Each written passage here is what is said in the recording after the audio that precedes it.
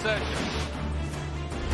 Good day, ladies and gentlemen. I'm here with Arlene Rios and Ray Rios. The two of you have been married for 6 years. Mr. Rios, I understand you want to save this relationship. Ms. Rios, you want out because you say you can't trust him. Why don't you tell me why you can't trust him? I can't trust him because he's cheated on me in the past. Even in the present, you know, he's also cheated on me when I was pregnant. I was actually 5 months pregnant, and he just took off on me. He just left? Well, I found out he cheated on me. I was pregnant, I went to his job, and he wasn't there, you know, he just had left with the mistress. Did you leave her while she was 5 months pregnant and had an affair with somebody else? I did, but, you know, I also have a story to go along with that. Well, please tell it to me. Well, she said present. It's not present at all. It's been 4 years ago since the last time. How many times do you recall cheating on her? Twice. Twice. Do you believe it's only been twice? No. Why don't you believe it's only been twice? Well, I see everything as in cheating. Like, if I go to a restaurant and he's staring at another girl besides me, you know, I feel like, you know, if he doesn't want to be in the relationship, then why stay with me, you know? So you say not particularly that he's continuing to cheat, but he's disrespectful to Exactly, yes. in the manner in which he interacts with other women. Yeah. Do you stare at other women when you go out with your wife? They stare at me.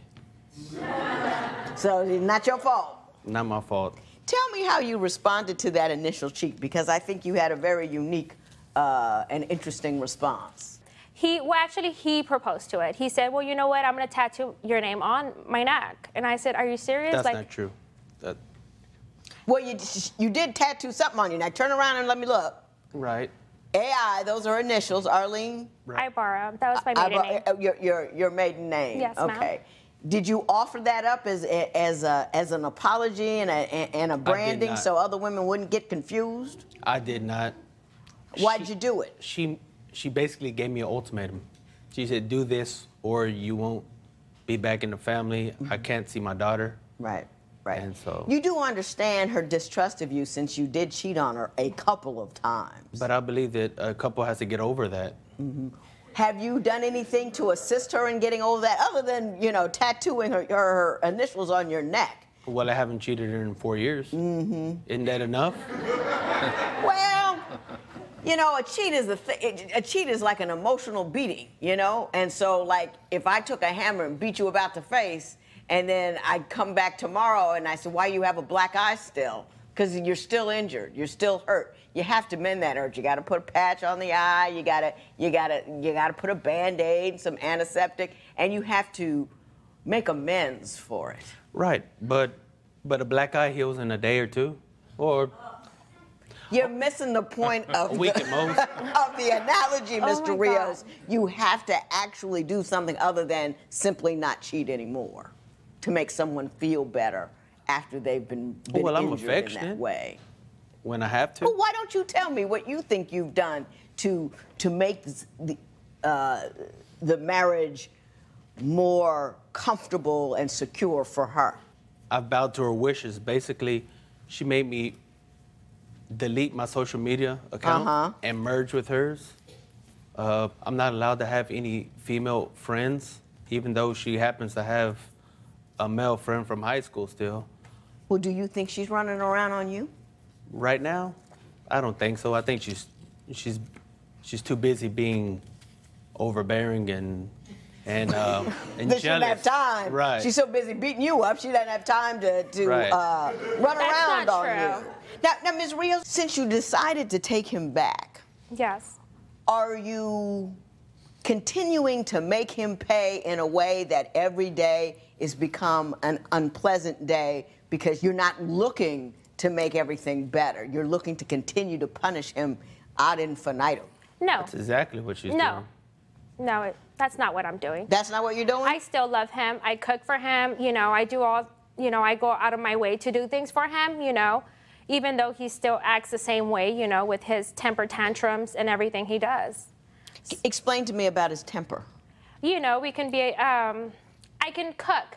For instance, I can cook a meal, and he says, oh, you added too much salt, just so he can get easily angered, you know what I mean? And I'm just like, Can too much salt put you in a rage? It raises blood pressure. I understand that. It's not good for you. I said, but I understand that. But do you get enraged by too much salt? I do. Do you find that a rational and practical and reasonable thing to do? At the time that I'm eating it, yes. I mean, I would like to sit down and have a good meal. But and not you eat a don't think brick of she's salt. trying to give you high blood pressure? I mean, kill you by degrees. You don't believe that, right? It was an error. know. It was a mistake. You know what I mean? A mistake every day? Also, Do you get angry easily? I don't think I do. Do you think? yes, he does. And he'll cause a scene with it, too. When you say cause a scene, give me an example of a time when he caused a scene. Like when I do something and like we'll go to the grocery store and I'll get irritated or I get something and then he gets angry and then he tells me, "Don't make me cause a scene," you know, like starts hiring his tone of voice, you know what I mean? Yeah. And it's embarrassing. He gets loud. Too loud, where he, like, everybody turns around and looks, you know, and just Do you like. get loud in the grocery store? Well, I have to get my point across.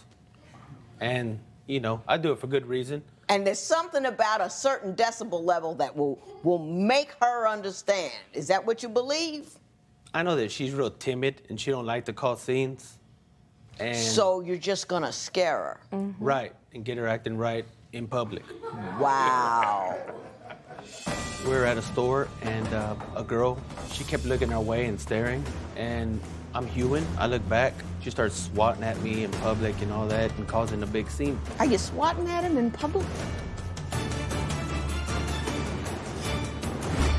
Are you recently married but ready to call it quits? Call toll-free at 1-877-311-2222 or visit our website at divorcecourt.com. Follow us on Facebook and Instagram at Divorce Court.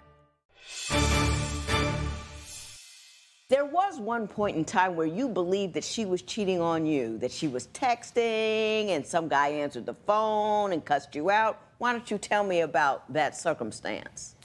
It wasn't, I believe, it was true.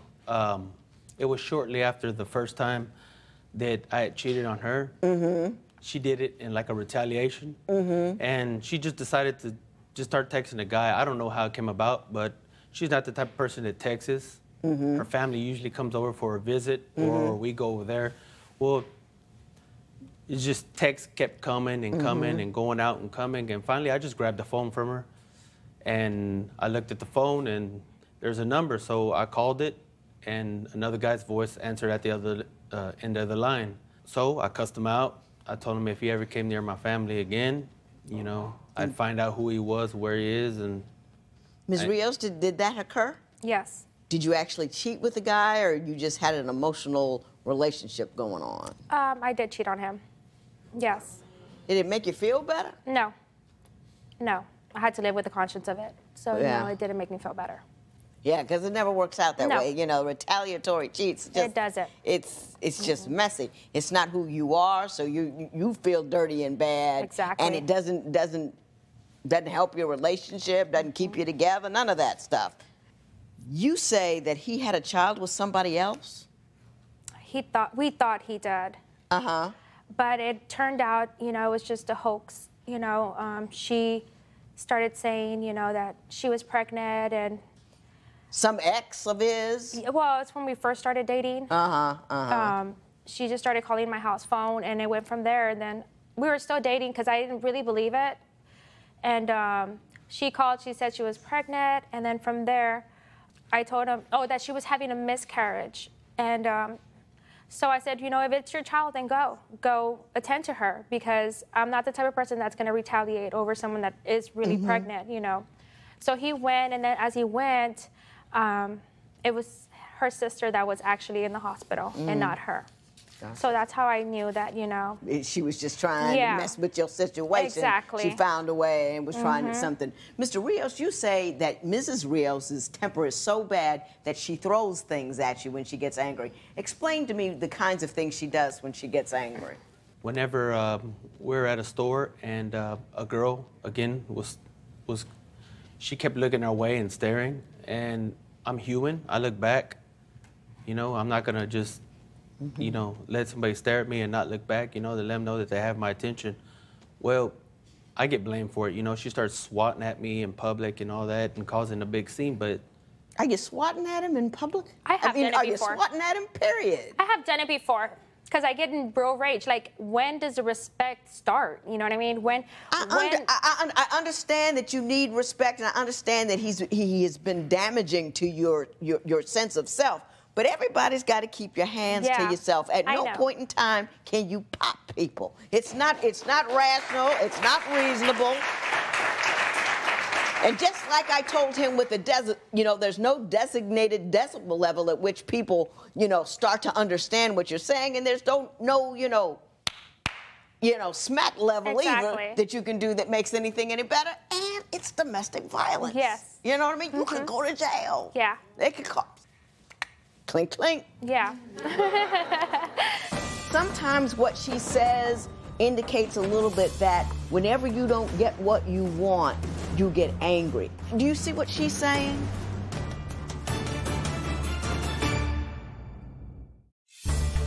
If you would like your case to be heard on divorce court, call us toll-free at 1-877-311-2222 or log on to our website at divorcecourt.com. Follow us on Facebook and Instagram at Divorce Court. You wanted to say something to me about her swatting you? She believes it's okay to swat me, but she gets mad at me because I spank my kids. Mm-hmm. And she believes that that's unethical because she grew up not getting spanked. Mm-hmm. And she's spoiled. She's a brat, so... Who's a brat? Oh, my God. My wife. She's a brat. Give me an example of something that she does that makes you... that qualifies her as a brat. Let's say that I want to eat at a certain place, and she'll say it's okay. Okay, so then we go to eat there, and then while we're eating, she'll bring up an argument that I always get my way.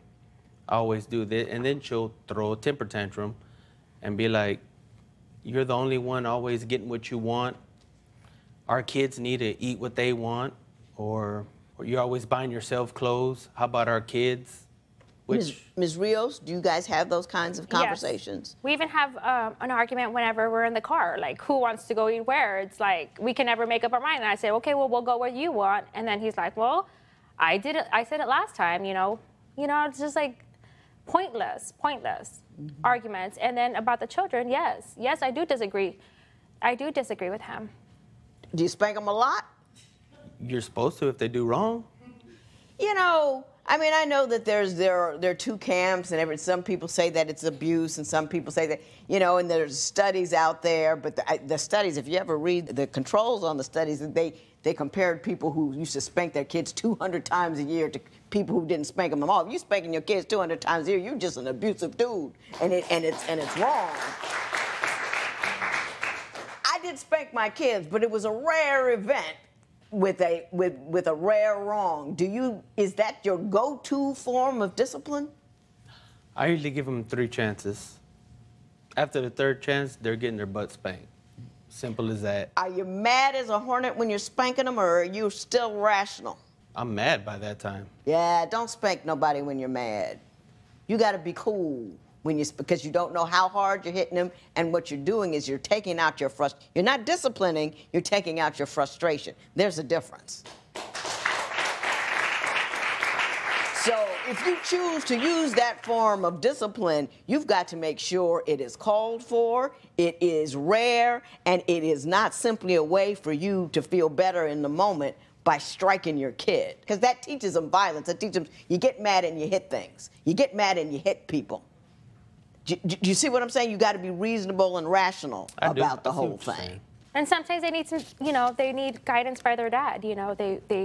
It's better when you talk to them sometimes. Sometimes they just want to talk. But you don't let me do that.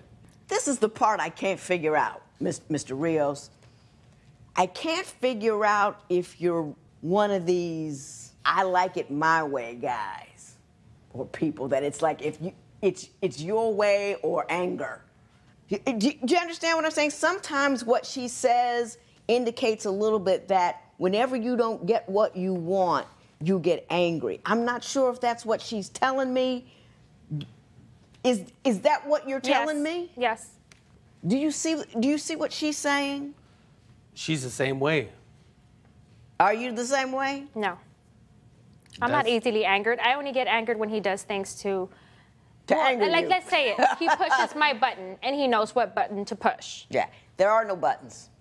No, Not a button anywhere. You make a decision. You want to get angry, you make a decision to do that. You're right. You know, you can say anything, and decide not to get angry. That's a decision that you make. In divorce court, couples tell me everything about their relationships. Want to share your experience? Join the conversation on our Twitter page at Divorce Court. On Facebook, check out other fans and their intimate issues. You know everybody has something to say about love. What's on your mind? So, Ms. Rios, you're not really done, are you? I'm 50-50. You're 50-50. Yes. What would need to, now he wants this relationship. Yeah. So what he needs to do is do something to make you want it too. Yes. If I could get 2 things from him that he could do to make your relationship work, what would they be? I just want him to get rid of his anger and be more loving to the whole family, you know, for us to be one. You know what I mean? I do. Mr. Rios, are you kind of like a stormy dude? I've been told that, but... Yeah, well, then you probably are. If a couple people tell you the same thing and then your wife tells it to you, I don't even and have then friends. a judge kind of peeps it on you, it's probably true. And let me tell you something about being a stormy dude. When you're a stormy dude, especially when you're a big guy like that, it makes everybody who's dealing with you, especially in your household, insecure. And it rattles the ground and the foundation of whatever you're trying to build there. Mm-hmm. And it makes you difficult to talk to. It makes other people feel like they can't get their way because they can't tell you something you're going to disagree with, because any little thing like the salt will make you angry. So you become voiceless or you become reactionary, one of the two. But you have to set the tone for your household. Do you know what I mean? If you want your kids to grow up reasonable and rational and whole and able to deal with negative consequences and circumstances in a way that won't get them locked up, you've got to demonstrate that in your home by your behavior and your leadership. You with me? Wives want to feel loved. Wives want to feel valued. Wives want to feel heard. And if you want to keep your wife, you have to be able to make her feel all of those things. And one thing you have to do in order to make sure she feels heard is not react badly when you hear something you don't like, because that stops them from speaking. And when it stops us from speaking, it stops us from feeling valued. You with that? I am. Your wife doesn't feel valued for a variety of reasons, because of the cheat, because of your level of anger, and because of how often and how vociferously you get your way. You with me? Now, if he comes at you with cool, you got to come back with cool. Yeah. Do you understand what I'm saying? Yes. You have to add to that with the way you respond to things. And also, quit making every day miserable looking for an opportunity to find him cheating. Either you take him back and you trust him until he does something wrong, or you leave him alone. But don't become an ongoing, everyday investigation. You can't live like that. Okay. You're miserable, he's miserable, everybody's miserable. Yes. Trust him. If he cheats again, you won't die, you fall over, you just bounce. Yes. It's easy, boom. Okay. Ba-doom. Okay? Sounds great. So every day, cool, calm, collected, all right? All right. This matter is adjourned.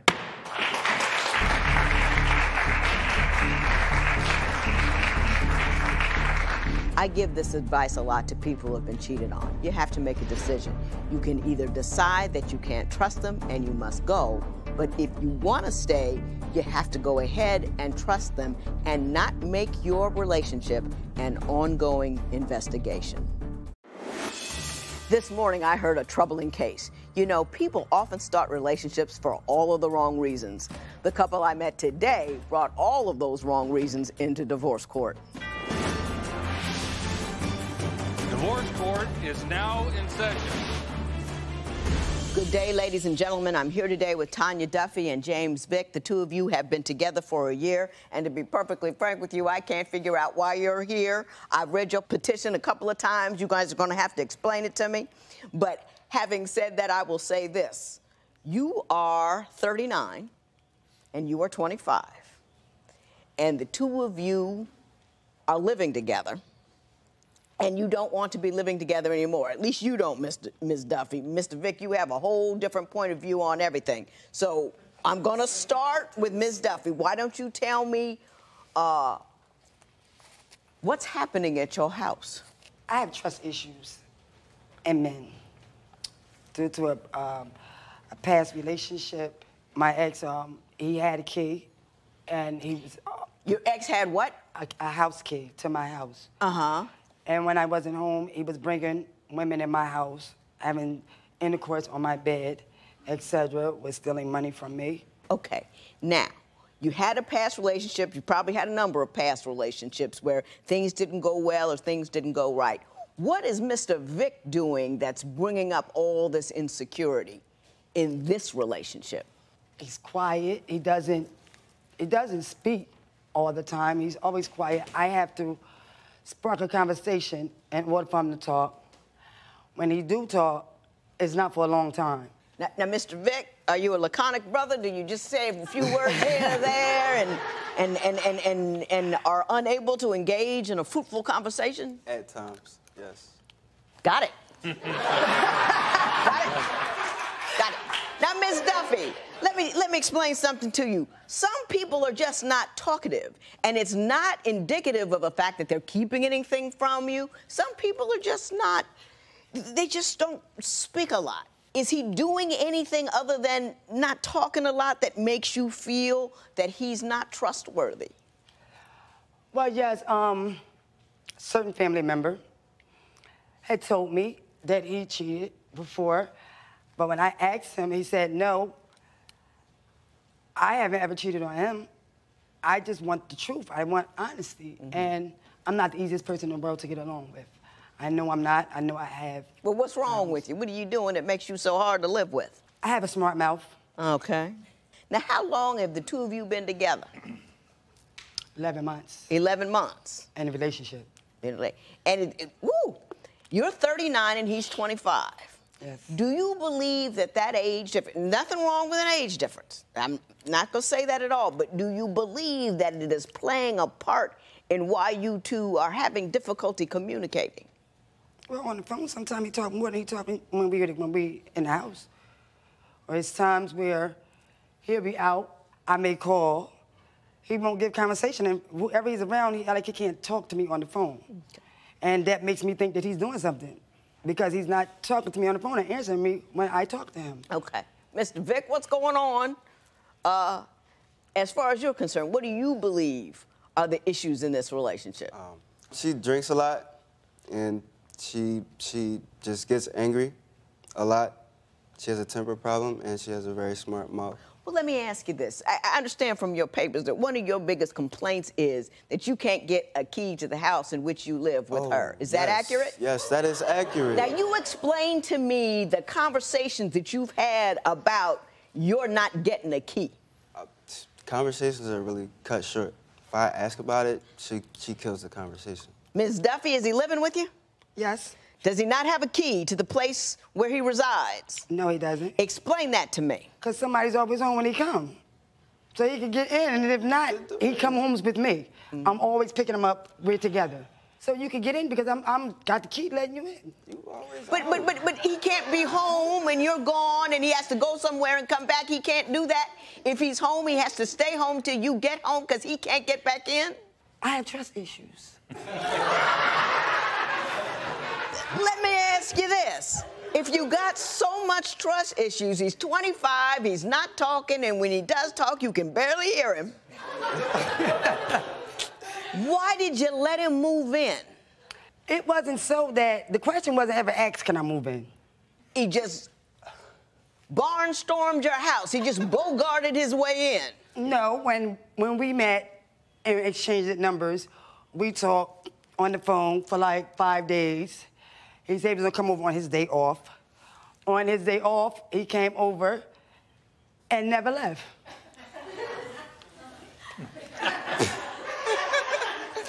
You mean to tell me you let a man you knew only through telephone conversation, and it could have been that deep because he ain't got that much to say. 5 days of telephone conversation, and you felt comfortable enough with him to allow him to remain in your home.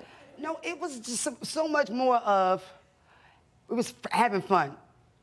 You know, sexual partners, you know, having fun. And when he get off of work, he'll call me, tell me, ask me could he come over, I'll say yes. Then, like, after a month, clothes started coming, one outfit here, one outfit there. Did you ever have a discussion about what was happening? I make jokes about it, but I guess he didn't believe me when I was talking about it. Well, Mr. Vick, why did you move in with her after such a brief period of time? Where were you staying before? I was staying at my mother's house, but she asked me to stay. Your decision to stay was made based on what? It really wasn't based on anything. She was, It wasn't based on anything. Did you hear that? No. That is one of the most frightening statements I have ever heard in my life. Let me tell you people something. Because life is about making decisions. It's not about letting things happen to you. Just how can somebody just wander in your home and start living there? You don't trust them enough to give them a key, but you'll close your eyes at night and sleep next to them in the bed. How much sense does that make to you? How much sense does it make to you to go and live with a person you don't know them very well? You couldn't be in love with them yet. You just kind of drifted over house and stayed. Can't even get a key. What kind? Nobody made a decision. Everybody's just kind of going with the flow, and you don't know where the flow is trying to go. Yes. I think more so of the moving in part was because I had got pregnant in the process. Oh, well, now that makes it better. To have someone's child is the greatest honor that you can bestow on somebody. To mix your gene pool with his gene pool, you don't even want to give him a key, but you want to give him a baby. Right. Divorce isn't easy. If you need help with your breakup, call toll-free at 1-877-311-2222 or visit our website at divorcecourt.com. Follow us on Facebook and Instagram at Divorce Court. Now, Ms. Duffy, I want to explain something to you. I ain't mad, but I'm passionate about this place. And this place is called Rational. It's a very nice place to be. Now, I'm trying to see if you know where Rational is. So, you tell me about the pregnancy and the decision to let Mr. Vick live with you. As I was saying, I got pregnant in the process, and it was his first child. We felt as though that we should go ahead and be in a relationship because we're going to have a baby. There's no need to have a baby outside of a relationship. But I also lost the baby due to stress because I lost my sister. Mm-hmm. So I was under a lot of stress, and I even started drinking even more. You say, and I'm glad you raised this issue, that you felt he wasn't compassionate at all when you lost your sister, and that is, in large measure, a part of the problem that you have with him. Is that true? Yes, he didn't know how to comfort me when I cry. Like, even when I still cry now, I still cry all the time. He don't just maybe touch my shoulder, just rub my back. I guess my question is, do you want to keep him? I do love him, I do. And I do want to see where this relationship go. I just want it to get better instead of worse. Mr. Vick, do you want to stay? I want to stay. I want to help her out, but she doesn't take heed to advice. What advice? Like, slow down with drinking. She says she wants to have a baby, but she continues to drink every day. Okay. You two are not actively trying to get pregnant, are you? You just said she wants to have a baby. She wants to have a baby. He wants to have 3. Okay. Now, you know, you're not obligated to have a baby just because the cat you're with wants one or doesn't have any. Do you understand what you're saying? Yes. You know, to have someone's child is the greatest honor that you can bestow on somebody. To mix your gene pool with his gene pool, you don't even want to give him a key, but you want to give him a baby. I want you people to be more rational. You know what I'm saying? Because you have 3 kids already, 3 grown children, correct? Yes. Yeah. Now, if your children were to engage in the conduct that you just told me about, would you not be alarmed? If you had a daughter that came home, said that she was talking for a dude for 5 days, let him move in, don't trust him enough to get a key, but trying to have his baby, you'd smack her upside the head, wouldn't you? Yes. Mr. Vick, you say that her anger is an issue. Why don't you give me an example of some of her more angry moments or how difficult it can be dealing with her? There was a situation where I was going to work. She was driving me. She got angry and she drove the car and hit the mirror on another car and broke the mirror off. Do you get so angry that you're unable to conduct business? Yes. Mm-hmm. Not intentionally mean, so I just be... No, you're just out of control. Yeah.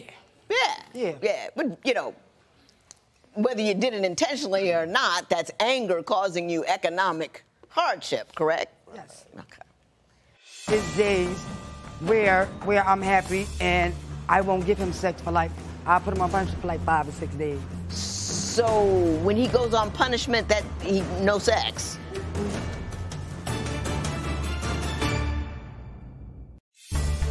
If you would like your case to be heard on divorce court, call us toll-free at 1-877-311-2222 or log on to our website at divorcecourt.com. Follow us on Facebook and Instagram at Divorce Court. So help me out, Mr. Vick. Why do you want to remain in this relationship? Because I believe she has potential. Potential for what? To do more with her life. She was working when I first met her. That's one of the big issues. She stopped working, so she doesn't have time away from the house. She spends a lot of time in the house drinking and getting angry. And that's just a really big issue. She has low confidence. I asked you why you want to be with her, and you said she has potential to be economically better off. Now, I'm going to give you another chance to answer that question in a manner that will get us somewhere near rational. Why do you want to be in a relationship with her? Because I love her. I don't believe you. You don't? That's an issue, Why too. do you love her? I love her because she is there for me. And I can talk to her about anything, and she'll listen. So why do you love him? He's a very nice guy. He really is. He's nice. He's sweet at times whenever he talk. And he is there for me when stuff needs to be done around the house. He's there for me when stuff needs to be done around the house. When something needs to be fixed. Do you understand my concern? What do you think I'm concerned about? Why we want to be together? Uh-huh. I mean, you seem to have issues, but there's no reason to deal with the issues because back in the day, I'd get a guy and I would date him. He did something I didn't like in the first 6 weeks. He's out. Then I'd date another guy, 6 months. He did something I didn't like. After 6 months, I say, oh, that's 1. And then he does something else, that's 2. You're out. Do you see what I'm saying? You take time and you figure out who they are and what they're doing. You two seem to just, well, we've had a conversation. Let's start a life together for no particular reason. Am I wrong, Mr. Vick? Yeah. Tell me where I'm wrong. Explain to me the reason. The reason she wants to be with me? Anything. I'll take anything at this juncture. I think she enjoys my sex. That's it. So you think she's in the relationship for the sex? Yes. Because you throwing it down and you think that's why No. she's staying. I told her in the beginning I didn't want to be in a relationship for that reason.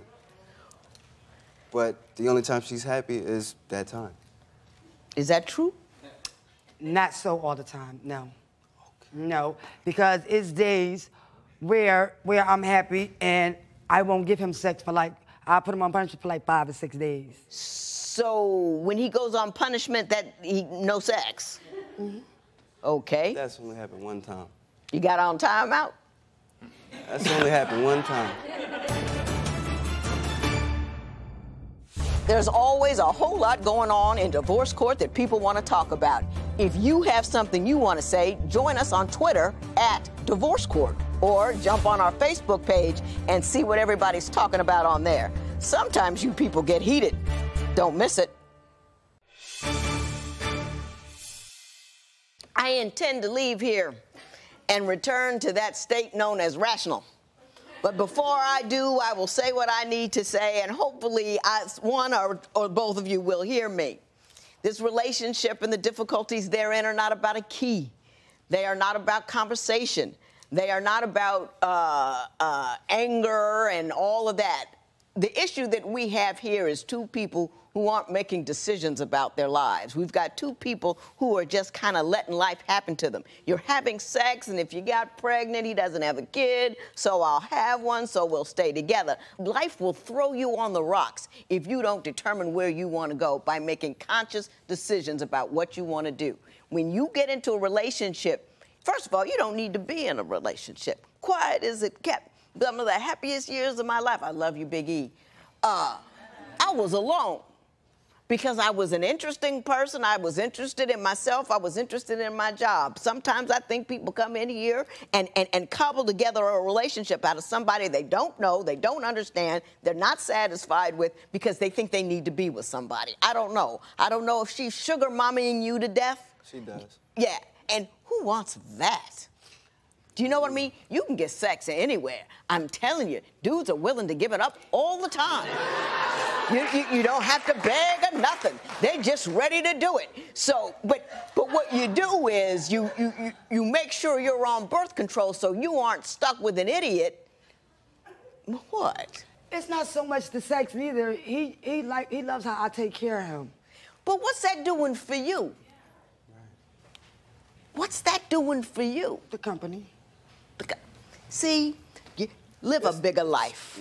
Don't get a dude and take care of him and all of that stuff because that's all there is. Why don't you have a bigger, more interesting life that doesn't require you to have company? Have friends, associates. The most fun time in my life, I was in a book club with people nothing like me, and we would talk, and it was interesting. But I didn't have to take care of them. I didn't have to have sex with them. I didn't have to give them a key. I just talked to them for 2 hours and went home. Do you see what I'm saying? I don't think you really want to be in this mess. I think you're just afraid to be alone, and you're not comfortable with yourself, and you think you need a dude. I think you need to go back to your mama's house and get it together. I also think that you should not try to have children because you're not ready. And don't let him get you pregnant. You're a grown woman. You have grown children. You do not need to go back down that trail unless you're with a guy that you're in a committed relationship with. You understand him, and they're both bringing something to the table. Personally, I think both of you need to run for the hills as quickly as possible, and that's just exactly what I'm about to do. This matter is adjourned.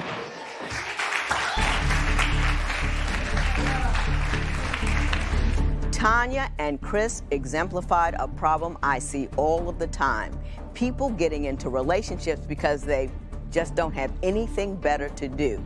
If you live a rich, full, and passionate life, you pick the right person, not just the convenient person. This morning I heard a fun case. Dogs in the bed are a common occurrence, and 60% of married couples complain about sleeping with pets. You are about to see why this couple says their dogs are destroying their relationship. Divorce court is now in session. Good day, ladies and gentlemen. I'm here with Chris Garcia and Jennifer Surkar. The two of you have been together for 4.5 years. You do not want to be together anymore. You have asked me to resolve the issue of possession of the dogs, which we will talk about momentarily. But before we do, Mr. Garcia, I'm going to start with you. Why don't you tell me why we're here in divorce court today? I'm done, Your Honor. First of all, thank you for having this case because I needed help, and I'm playing third fiddle at home to 2 dogs. I lost my place in bed, Your Honor. To the dogs? Yes, ma'am, Your Honor. When I try to go... Hang on. You didn't put your man out of the bed so the dog could sleep in the bed with you. No, I did not, Judge. Let me tell you what happened. First of all, When I come home from work, he has the house full of dog poop everywhere because he won't take the dogs out. Okay? Well, that got ugly quick, didn't it? Exactly. And I'll tell you. I want to let him finish the story, but I want to know: are the dogs really in the bed with you, and he's not? All of us are in the bed. They just sometimes push him off. Well, that's a yes. Go ahead, Mr. Garcia. Please. Yes, Your Honor. So I'll be trying to get in bed and trying to cuddle, get some action with my girlfriend, you know, working all day. And what do I get? This dog pushing me away. Anytime I try to kiss, hug, there's nothing Dog's going not on. having it. It's a dog bed now. Now, have the dogs interfered with your love life? I don't think so, Well, Judge Lynn. I don't think there is a love life, Your Honor. I think that's one of the real reasons why we're here. tell me how she got so involved with the dogs. I mean, did she know them before did she have them before she had you? Well, no, Your Honor. We were both actively looking for a dog, and one day she found one online, and I was okay with it. You know, I like the dog. His name's Askey, but she loves him. Like, she loves him so much. It's really... But what kind of dog is he? He's a Chihuahua mixed with a mini pincher. And Chihuahua and a mini pincher. There he is. He's very cute. That's him. Look at those ears. I know. You know, He could, like, take off and fly. Yes. How much does he weigh? How big is he? He's 14 pounds, Judge Lynn. He's 14 pounds. Yes. Yeah. Alcide. This dog goes everywhere And with he's us. keeping you from getting any action, huh? Any action, anything, Your Honor. It's just coming to a point where it's like, it's the dogs or me. Give me another, not that one's not bad enough, but give me another example of the manner in which she has put the dog's interests ahead of yours. Okay, just one good example would be we were going to a Lakers playoff game a couple years ago, and I was really stoked about it, got the tickets in advance, a brand new Kobe throwback jersey, some new kicks. I'm all excited to go to the game with my girl. I get in the car to go to the game, and who do I see in the front seat? Alcide. And it's not just Alcide, he's wearing a Laker jersey too, the same one I got on. Did you buy Alcide a Lakers jersey? I sure did. I bought it online. Were you going to take Alcide to the game? Well, the plan was to just put him in the hotel because it was like a dog-friendly hotel. Uh-huh. So I felt it was more safe to bring him with us so that we could monitor him after the game. Let me ask you this, Miss Surkar. This man, he got a Kobe throwback shirt. He's all into it. This is a day for him. Can't you just leave the dog at home and, like, put the spotlight on Mr. Garcia just for a couple of hours? Would that have killed you? It wouldn't have killed me, Judge Lynn. However, Alcide was just a puppy at the time, so I really felt the need that we needed to be with him during those moments. And Your Honor... Hey, listen, I left my kids alone with a babysitter at 2-3 months. You know, what do you mean? It's a dog, it's a puppy, you'll be fine. Well, Miss Surkar, I think that's absurd and ludicrous. But why don't you tell me what your concerns about Mr. Garcia are? In regards to the dogs, Judge Lynn, let me tell you, when I get off at 5 o'clock, I want to come home and relax because I work with intensive mental health patients at my job. So because of that, I want to relax. He gets off from school at 2 o'clock, so he should be able to take the dogs out. But when I come home, what do I find? Poop all over the floor. It smells terrible because he won't take them out. He says he can't handle taking them out and that they're my dogs and my responsibility. You can't handle a 14-pound dog, Mr. Garcia? You're a big guy. They don't listen to me, Your Honor. They hide under the bed when I try to take them outside. When Jen talks to them, they go outside like that, but... Well, when did you get the second dog, and why did you get the second dog? To try to divert some attention from Alcide. I thought maybe if I get a girl dog for a guy dog, I could get my girl back and my bed back, and... Well, what kind of dog is the second dog? Well, she's a little bigger, Your Honor. She is an American Staffordshire Terrier, so... Do I have a picture of her? Now, There she is. Oh. Yeah, that's when she was a puppy. She was just How a big? puppy. How big is she now? She's about 50 pounds, Your Honor. Ooh. She's a Now, big how girl. does the 50-pound dog get along with the 14-pound dog? I'll tell you this, Alcide is the one In that charge. is in charge, yes. It happens that way. Little dogs just like a very, very make you do what, you know, they're all in charge and in command. What's this dog's name? Naomi. Oh, Now, does Naomi listen to you? Naomi started falling in love with Jen just like Alcide, and now it's like I'm losing my whole place in the whole house. No one talks to me, no one respects me. You know, it's getting really sad, Your Honor, and I'm thinking we should probably cut it off right now. Oh, Mr. Carr, your man is feeling like he's not, that the dogs are more important than him. Doesn't he have a little bit of a point there? He has a little bit of a point, you're right, Judge Lynn, but there's been some other things that have been coming up with us. Well, why don't you tell me what they are? All right, let me just jump into it.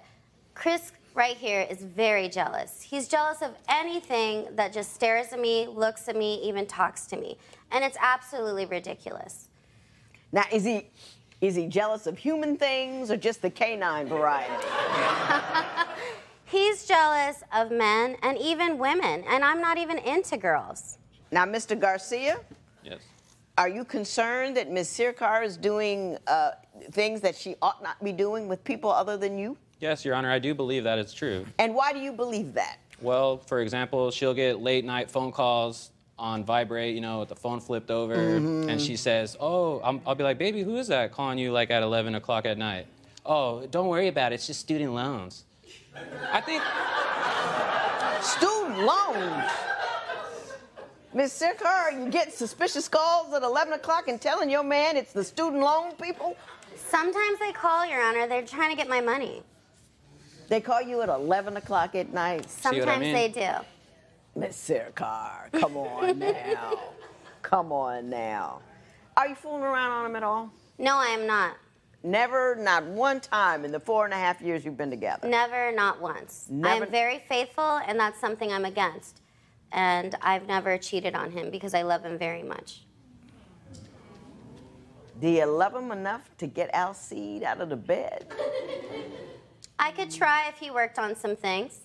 Okay, well, now, okay, we're at that point. Why don't you tell me what things he needs to work on? I was coming home from the gym. I called him and I asked him if he wanted something from one of the delis we enjoy going to. As I'm checking out, who do I see lurking through the window but Chris? He's stalking me. Was he like in the bushes peeking? He was on the corner of the window just looking in. Have you been living together for years but find that splitting up is as complicated as getting a divorce? Call toll-free at 1-877-311-2222 or visit our website at divorcecourt.com. Follow us on Facebook and Instagram at Divorce Court. So, Ms. Sircar, what other things are up with you and Mr. Garcia? All right, well, let me just give you an example of what just happened 2 months ago. I was coming home from the gym. I called him and I asked him if he wanted something from one of the delis we enjoy going to. He gave me his order and I went ahead and went. So as I'm checking out, who do I see lurking through the window but Chris? He's stalking me. I'm just like, what's going on? He was looking in the window of the place that you were getting a deli sandwich from? Yes, Judge Lynn. Can you imagine that? Was he like in the bushes peeking? He was on the corner of the window just looking in. Mr. Garcia, were you in the corner of the window looking in the sandwich shop to see what she was doing? Yes, I was, Your Honor. And why, pray tell, were you doing that? Because I think our trust is going a little out the window because, you know, the way she talks to the guy that works there, the way she lags on her time sequence, she'll be like, I'll be home in 15 minutes with your sandwich. It's an hour later, Your Honor. I mean, I'm hungry. I could have got the sandwich myself. I was right there. Now, what kind of conversation is she having with the sandwich guy? Hair flipping, you know, all kinds of like different positioning. Like I'd like tomatoes on that. Oh, and jalapenos, and you know, and it takes too long, Your Honor. It doesn't take longer than like 20 minutes probably from where we live to that store to come back, Your Honor. You're not messing with the sandwich guy, are you, Miss Sircar? I am definitely not messing with the sandwich guy. Miss Sircar, you say that he refuses to grow up. Why don't you tell me what you mean by that? All right, Your Honor, this is the deal. He thinks that he is going to be a super rap star. And he's been in this, yes, it's true. And he's been in this group since he was a teenager. And he's tried to pursue it, but he goes, he doesn't do it all the way, if you know what I mean. He doesn't promote his music. He doesn't send his stuff out. He just comes home, brings his friends, and they drink and have a good time on a weekday, mind you this. And they go and record in our little walk-in closet that he duct taped that memory foam to. You know, the egg crate? Right. It's duct taped in our closet. And he goes and records in there. So you and your buddies in the walk-in closet rapping? Yup. Yeah. How long you been in this group? Oh, since like 1998, Your Honor. Since 1998? Yes, ma'am, Your Honor. Old school. Old school hip-hop. Underground hip-hop. Underground hip-hop. Yup. It's the good stuff. And we're not about the Man, skinny you jean. can't claim underground hip-hop. You can't even sleep in your own bed. You know what I'm saying? You're supposed to be hard, streetwise, you know. You little 14-pound dogs put you out. Mr. Garcia, do you really think you are going to have an opportunity to make it as a rap star? Yes, Your Honor, I really do believe. And what makes you believe that? I really believe that we're going to make it just because we have the raw talent that is there. That it's undiscovered, Your Honor, and I know we're no new age type of Drake rapper, whoever is rapping nowadays, but we do really have great music. We've made over like 1,000 songs. I just know that we're not an overnight sensation. Over decade sensation. I mean, come on now.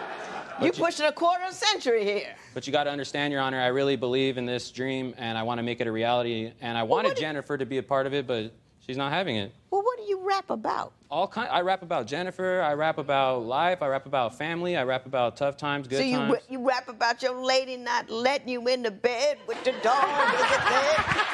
I should. Something like that? I should, Your Honor. Because, you know, maybe it hits home to some other people. There's an audience for anything, Your Honor. Mr. Garcia, you're ridiculous, but I love you. You ever wonder why he hasn't married you? Maybe because of the dogs. Do you want to get married? I would love to get married, but I want him to grow up because he's still in this adolescent world. Are you thinking about marrying her?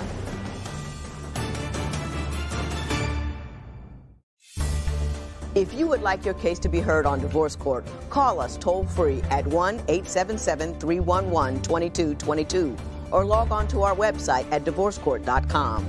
Follow us on Facebook and Instagram at Divorce Court. And I did want to bring up this particular part, Mr. Garcia. You're a little concerned about the amount of money that she's spending on the dogs. I understand that she goes to a doggy spa or something and gets her name. Explain what's happening with the dogs in that respect. Okay, so at least twice a month, she wants to take Alcide and now Naomi to go to stay at a doggy spa where they get their nails done, they get their hair done, and I'm like, we got the nail clipper at home, we got the shampoo at home, a bathtub, why don't we just save that money instead of throwing it to the dogs all the time? Now, Ms. Circa, are you taking it? Now, there's one thing. I got a dog, and sometimes we take them to the groomer, get the, and, you know, wash them up a little bit. Are you taking them to the groomer, or are you taking them to a tricked-out, you know, spa? It's called a doggy daycare spa, and they do special activities with them. They have different courses for them, and they can stay there all day. They can. Well, what kind of special dog activities do they have? Well, they have different courses that they can do, run around, or I guess it's like kindergarten where they kind of just play together. All have the a little dogs. circle time, with Yes. How much does something like that run you? It's about $35 A day per dog. per dog. Yes, And how often do you take them? just twice a month. I get me some clippers and some shampoo. She won't let me, Your Honor. We have it all. She doesn't want us. She wants them to do it because they're so sweet. They're babies. You say that Ms. Sirkar is always is disrespectful towards you because she's saying she's got all of these degrees and you're going to respiratory therapy school. Yes, Your Honor. Explain to me what she's saying to you. She went to some pretty good schools, and she calls my school fake, Your Honor. She says it's not a real school and puts down my finances. As you see, she puts down my music aspirations. So it's really... So what's up with your finances? Are you making any money or are you just going to school? Well, right now I'm just going to school, Your Honor. Just going to school. And how long before you finish? Oh, 10 weeks, Your Honor. So 10 more weeks and you're done? Yes, ma'am, Your Honor. More weeks. That's a reputable career, respiratory therapist. It is. Are you talking about him? Yes, and I'll tell you this, if it wasn't for me, Your Honor, he wouldn't even be in school.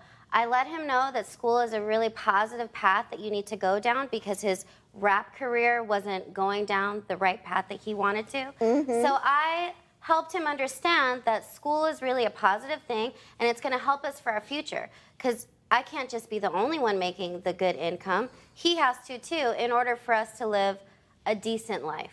And you're happy and he's going? I'm very happy for him that he's going to school. I'm very proud of him, actually. Do you ever wonder why he hasn't married you? Maybe because of the dogs. Do you want to get married? I would love to get married, but I want him to grow up because he's still in this adolescent world. I don't mean to get you in any trouble, Mr. Garcia, but are you thinking about marrying her? I was, Your Honor, but not anymore. Because of the dogs? It's a lot of compounding things that go on into this situation. Mainly the dogs, though. Gotcha. In divorce court, people tell me the most intimate details of their lives. Join the conversation and share your experience on our Twitter page at Divorce Court and on our Facebook page. See how fans deal with their own relationships. The discussion can get heated. Don't miss it. I don't want you people to take this the wrong way, but y'all are odd. Nothing wrong with being odd. Some of my best friends are odd. You know, they do things that aren't traditional. They get all caught up in things that they don't need to get caught up on, and they lose money doing them. And you sitting there with those dogs, got a great guy over here, handsome, tall, went to school because you told him to. He ain't running around, none of that going on. My man can't get any play because you in the bed with the dogs. Odd. You in the closet with your friends rapping. You're a grown man. You know, you started in 1998. I don't think the break is coming. I think that, I don't think you're hard enough, you can't get the 14-pound dog out for a walk. So you do not command the streets. That's all I'm trying to say. You're both of you very odd. I will say this. Odd people who amuse me don't get into any trouble, because you guys amused me. You came in here, you said you're fighting over the dog. You're not fighting over the dogs. I mean, as to if you leave one another, who's going to take the dogs? We both know you don't want to be bothered with the dogs and that you love the dogs. So I will award you the dogs, and I will bid you adieu. This matter is adjourned.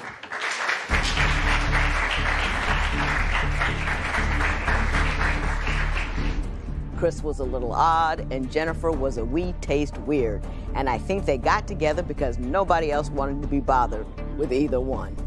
If you would like your case to be heard on Divorce Court, call us toll-free at 1-877-311-2222.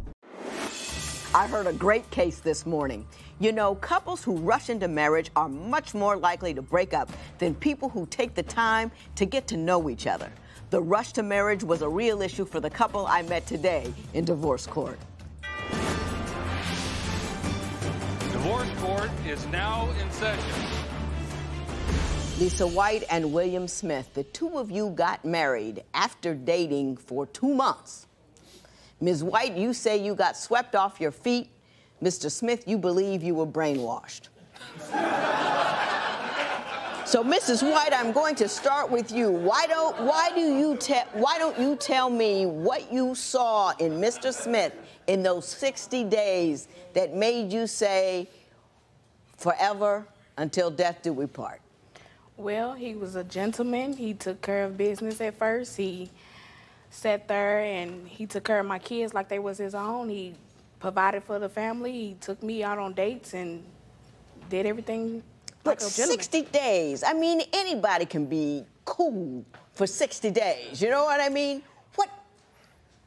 Well, it wasn't my idea for 60 days exactly. I told him that I wouldn't have sexual intercourse with him unless I was married. I told him that I didn't get the next marriage. I mean, the next guy that I was going to have sexual intercourse with, I was going to be married. Gotcha. And he popped the question. Didn't you find that a little suspect? I did, but he was nice, so I just Mr. went along Smith, with it. is that how it happened? Sound accurate. But you believe that she somehow duped you into this marriage, that it wasn't really of your own free will.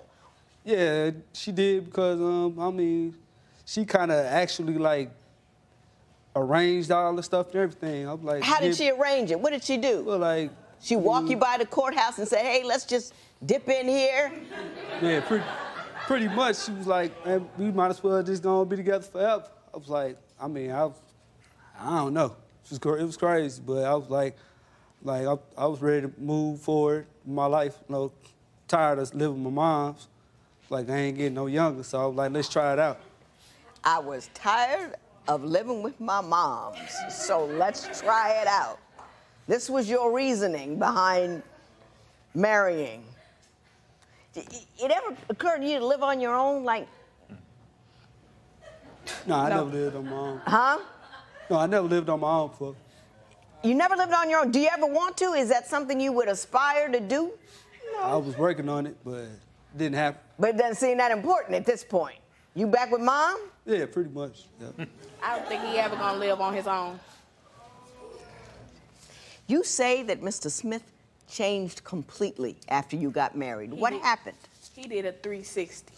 He started running off. He did a 180. 360 would have gotten him back where he was. Just let's get it clear. He did a 180 because when we was together, when we first started dating, he was doing everything like a gentleman, and then once we got married, he was like a monster. He turned around and run off with cars and. He run off what? Run off with cars. He would run off. Oh, he'd get in the car and run off. Run off, and go back to his family member's house and just stay there for like months and days. And it was fine with them. They was allowing him to go back and forth between the house and not be an adult. But one incident when he ran off with the car was we were together and we went down to St. Louis University. Well, he got mad. We had an argument, and he got mad and he got out the car and ran through the parking lot. Yeah, so I got out the car and ran with him. And now I'm a big girl. Now you know I ain't gonna catch him. He's a small guy. You know what I'm saying? So when when I ran after him, I went back to the car, and when I went back to the car, I tried to open the door. The alarm went off. So now I really got to get the keys because now I'm looking like I'm still in the car. So when I went and chased after him again, he ran back to the car. And when he ran back to the car, he got in the car and sped off and left me there. And when he left me there, he went to the rental car place and dropped the car off there. And I went there, and I couldn't get it because I was a liability. So now I have no way to work. Mr. Smith, did you make her chase you through a parking lot?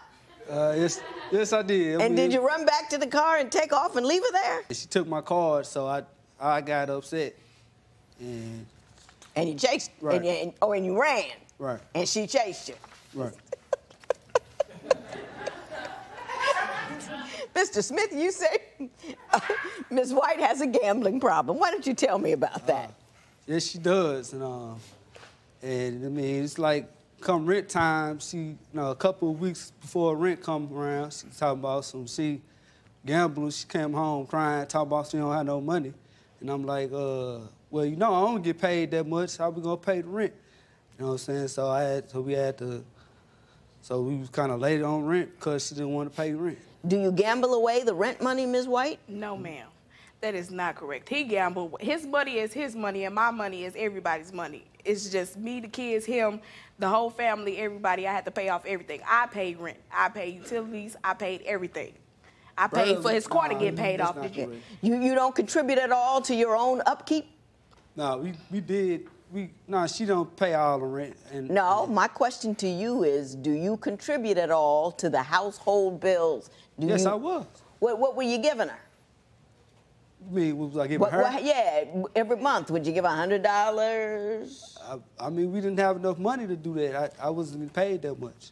So you weren't contributing worked, to the house? No, I was paying the bills. I didn't have, like, we couldn't really, like, really do anything. So We're not together here.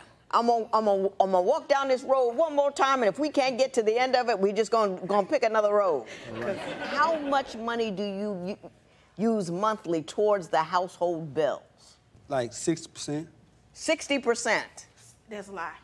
That's a lie. He don't Give pay me nothing. a number. Like 600. 600 a month. I thought you didn't make that much. I don't believe you, but that's okay. But that's okay.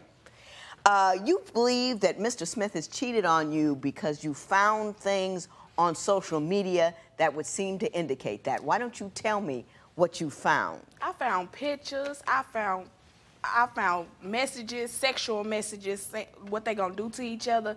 Pictures of him, pictures of her. This is not one, not two, not three. This is about 7 people. 7 different women? 7 different women. Now, when you say pictures, did everybody have their clothes on? No.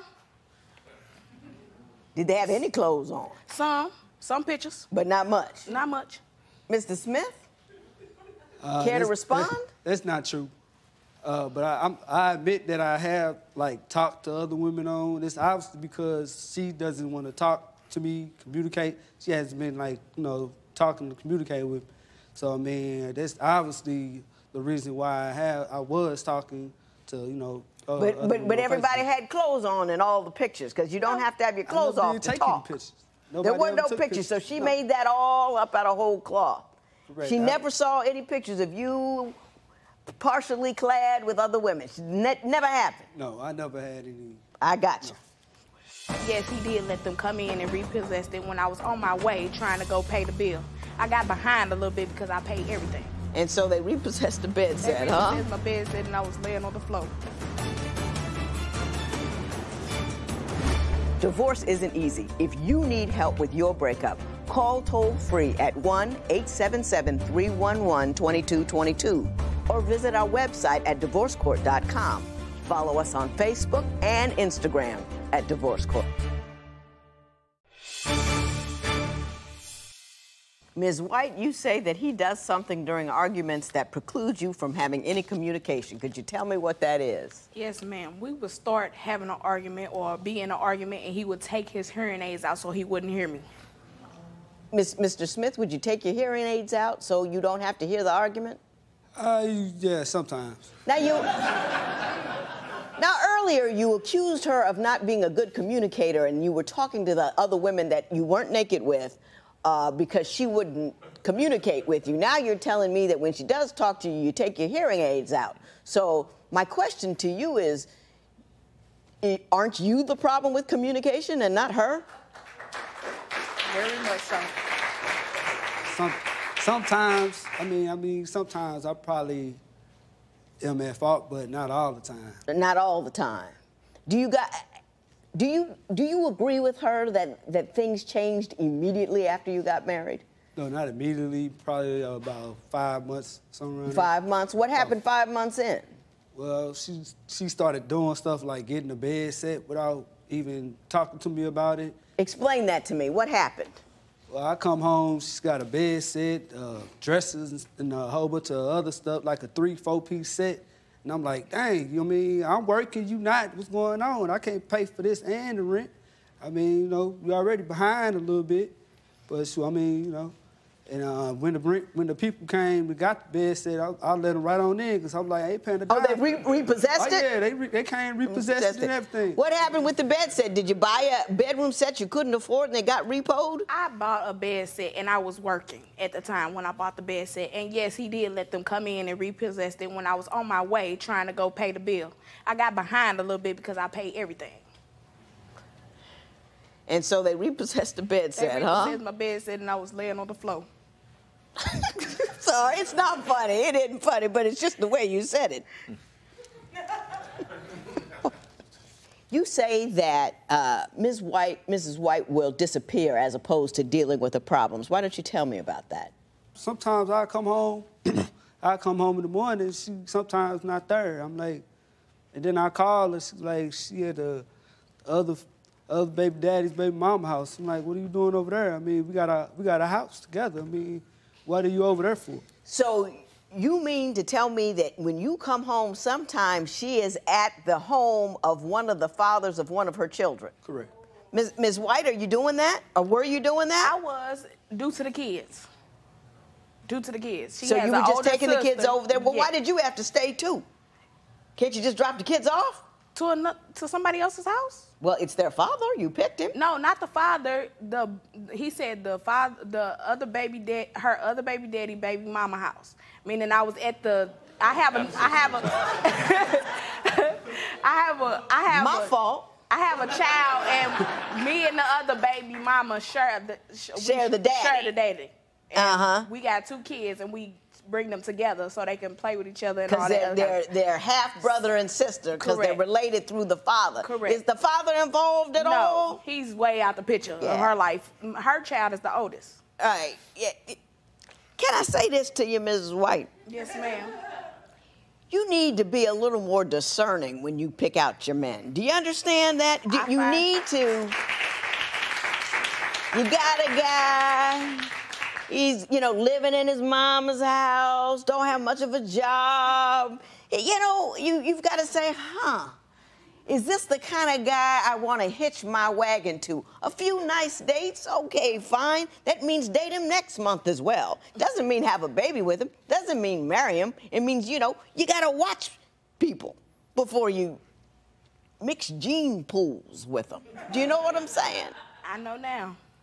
I usually win up to $2,000. In an evening? In the evening. Is she accurate with that? Sure don't come home with it at all.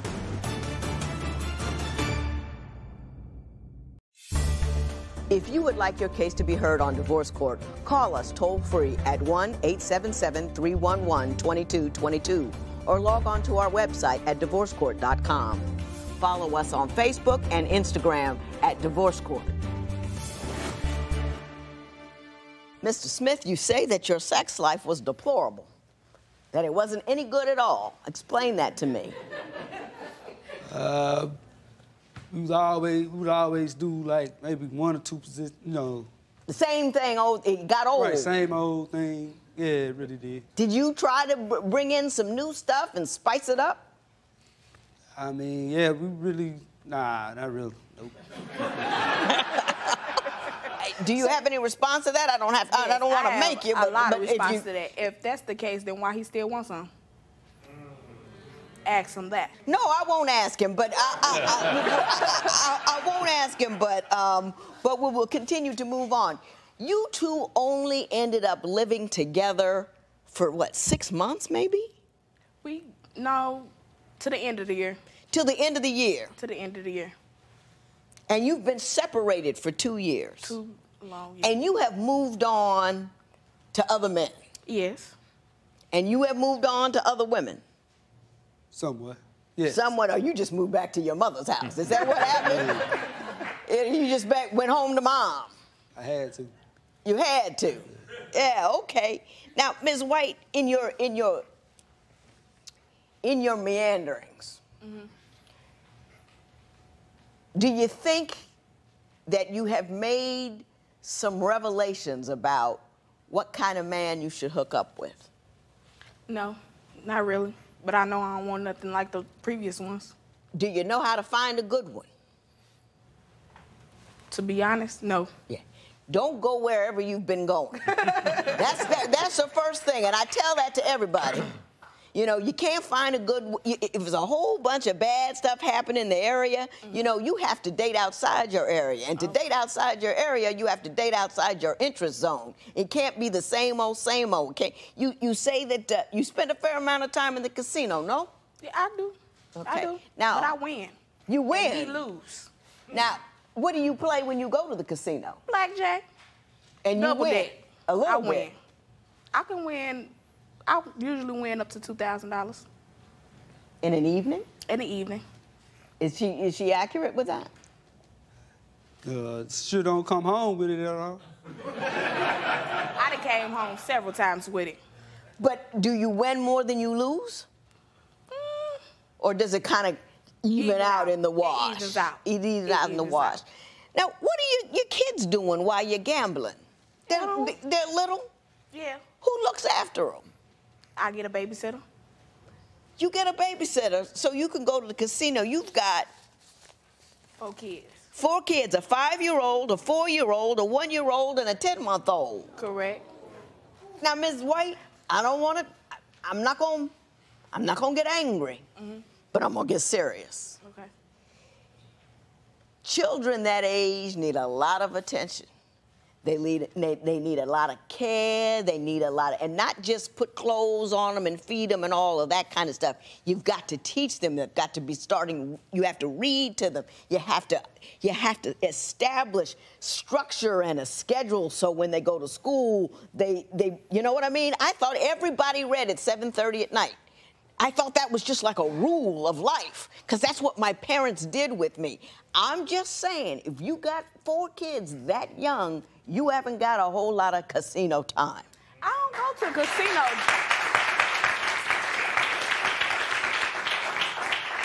I don't go to the casino that often. In divorce court, people tell me the most intimate details of their lives. Join the conversation and share your experience on our Twitter page @Divorce Court and on our Facebook page. See how fans deal with their own relationships. The discussion can get heated. Don't miss it. So this is it. This is the end, correct? Correct. You want anything from him as you leave, or he's been gone so long you don't need anything from him? Is that true? I really don't need anything, but I would have liked my car back that was in his name. It was in his name, but I paid for it. I paid it off. Do you still have her car that you paid off, that she paid off? No, it got totaled. It got totaled? Yes. What happened to it? You got in an accident? Yes, somebody hit me. This is what I'm going to say to you people, and then I'm going to exit stage left. You can't just let your life happen to you.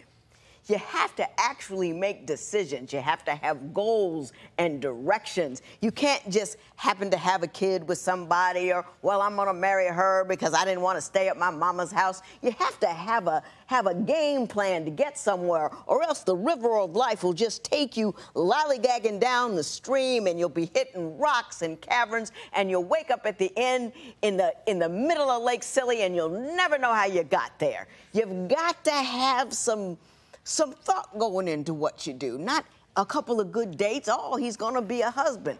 You know what I'm saying? Right. So in the future, when you leave here, do so with some sense of purpose, some sense of decision-making, some sense of you have control over your life as opposed to your life rolling over you. I will say that to you both, wish you the best of luck, and say this matter is adjourned.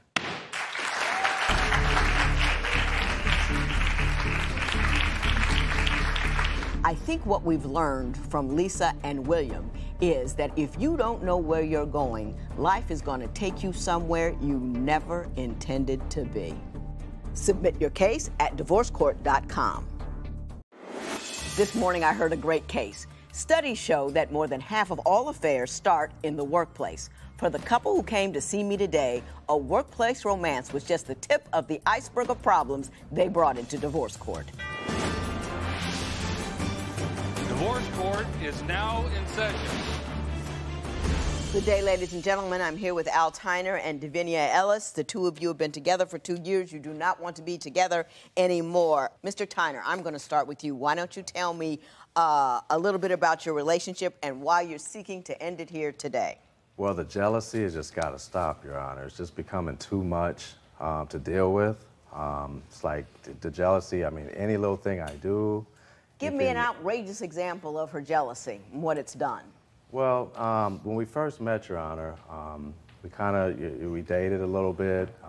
It's kind of like every little thing I do, everything I say, if I don't answer my telephone calls. When you first started dating? I mean, No, so stop. Yeah, because I was going to say you're crazy if you continue to go out with a chick who, when you first start dating her, is chasing you around like that. Mm-hmm. So back up a little better. Not right from the beginning, from the start, but as time went on, we started dating. What was the time? And it's like I was she's still, hot. I mean, I was still dating other people at the time too as well, you know. Give me a timetable, because I'm not sure I understand the nature of the relationship. How long after you met did you move in together? I would say maybe a month or so. No, that's not true. Ms. Ellis, how long do you say? It was about 3 months. About 3 months. It wasn't a month. Well, Really? right Because away. we met in right August away. and he moved in November.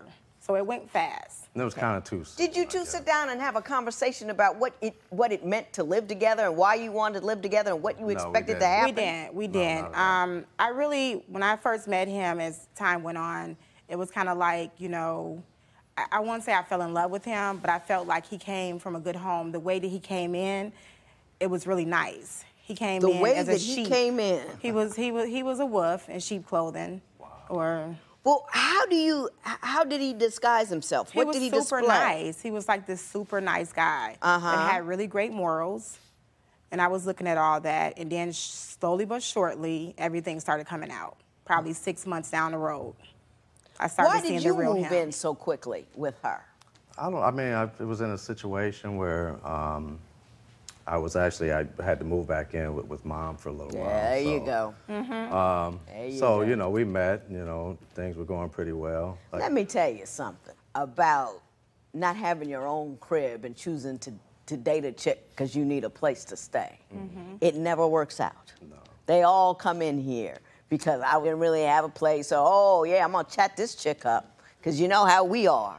You know, you give us a little fairy tale or rainbow, baby forever. You look into our eyes for more than a minute and a half. You know, we trying to suck you in, clank, clank. That's it. And it's, you know what I mean? And they know that, and they do that. And then, at least you didn't get pregnant. You didn't get pregnant, did you? No, I did not. Hallelujah. Thank God. But that's exactly what it Mr. was. Tyner, is that not what happened, that you chatted her up and you needed a place to stay, and that pretty much? Yeah, we did. Yeah. And then after a while, I started a business, a recycling company, and Divina was working for the company. There was a time. Actually our company together.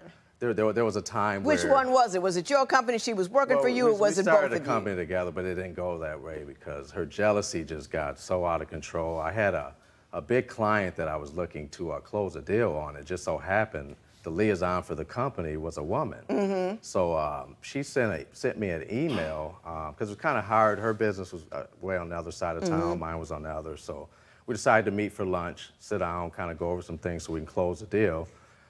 Before that could happen, Divina sends a lady an email and asking her, what are you going out to lunch with my man for? And it's just kind of like... Ms. Ellis, what happened? What happened was he was talking to the lady, and they were actually, I guess, negotiating business. But he was setting up an appointment to meet with her like at 7 o'clock at night. That is not lunch, that's dinner. Then I caught him talking to her late at night, like at 10 o'clock at night. Who's talking to someone about business at 10 o'clock at night? Well, business hours are from 9 to 5 or 8 to 5. I work late nights. And always talking to a woman, claiming that, well, I'm going to sneak my way in to get more business because it's a woman. That's his whole thing. Do you use your charm, that deep voice, and your good looks in order to accumulate either business, a place to stay? No, I wouldn't say that. Yes, I that wouldn't is say what it that. is. It's more like, you know, that it's a woman that I'm dealing with. She's always going to think something. It doesn't matter if it's a business or...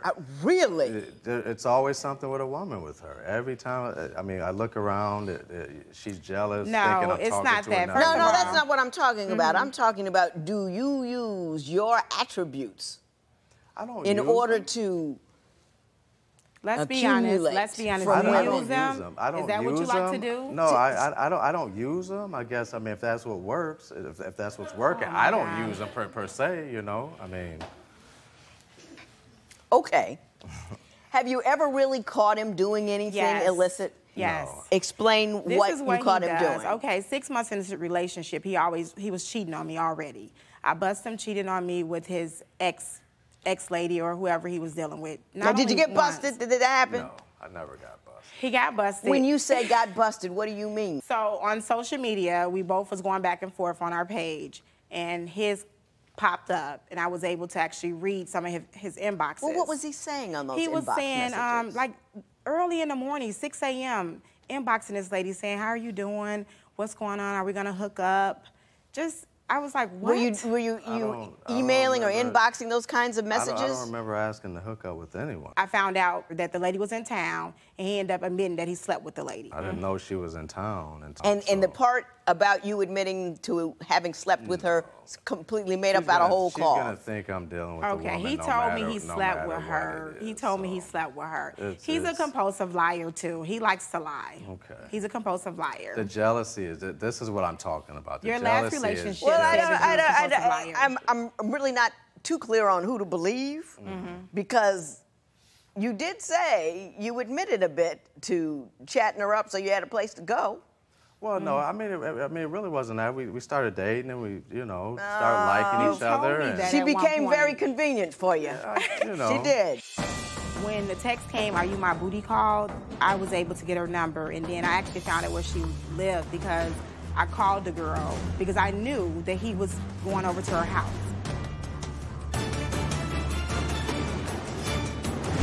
Divorce isn't easy. If you need help with your breakup, call toll-free at 1-877-311-2222 or visit our website at divorcecourt.com. Follow us on Facebook and Instagram at Divorce Court.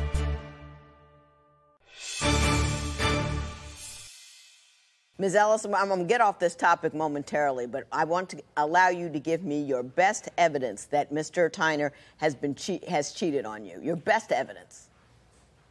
Well, I would say from a text that he received from a young lady. And the text said what? The text said, "Am I your booty call?" And then I knew that he was coming from where the woman lived because I actually found out where the woman lived, and he was coming down the road from her house with that text saying, "Am I your booty call?" Do you recall receiving any texts similar to that? I do not, Your Honor. My business is actually in the same area where this woman lived, and this is what I was saying, that it's kind of like we started getting serious. That is not true. Stop, Ms. Ellis. It was kind of like she knew, like I said, I was dating other women, but she knew where the women lived, where they worked, what kind of car they drove. So you thought that she was running surveillance on you while you were dating? Probation type of stuff. Well, let me ask you, if while you were dating, she pops up as a security guard and she's as half a stalker. Should have been a red flag. I know. Why move in with her? Because it's not going to get better. Yeah, it never gets better. What was your thought process on that one? You keep running around, trailing my other girlfriends and stuff? I don't know. We really, connected and I liked her, so I kind of went along with it. But, as time went on, were you trailing? I'm confused.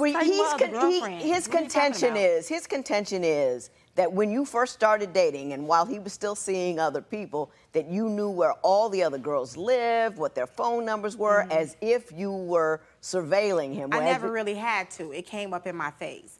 When the text came, "Are you my booty call?" I was able to get her number, and then I actually found out where she lived because I called the girl and disguised my voice to see because I knew that he was going over to her house. So as far as following you, I told him, honestly, I was like, yeah, I know where the girl live at and everything. I never had anything to lie about because I'm not a liar. He is a liar. It wasn't that serious at the beginning. It was that serious because you was lying, and that's what you do. You lie. Ms. Ellis, if he was lying about that and you had to go around looking for him and checking up other women, why let the man move in your house? He already had moved in. He was already in. Then why weren't his bags packed and on the corner? Because I love them, and I still do. Because of the love. You're right. The minute I think I got to get in a car and follow and GPS a guy and track a cat, I ain't got that kind of time. Yeah, I don't have that kind of temperament. Yeah. You know what I mean? It ain't that deep. You want somebody else, you go get them. It was because of the love. And then he would always say, well, I'm not doing that. And then it was like the good at that time was outweighing the bad.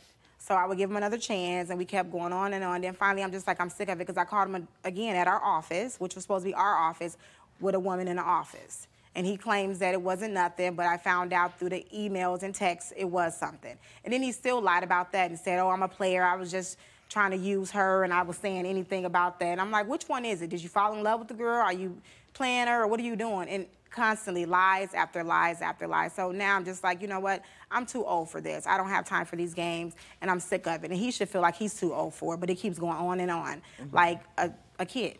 Don't let him turn you into Glenn Close. You know what I'm saying? Don't let him do that. I mean, I think he's a player. I think he does exactly what you say he does. I really do, but don't put up with it. He can't do it to you unless you let him.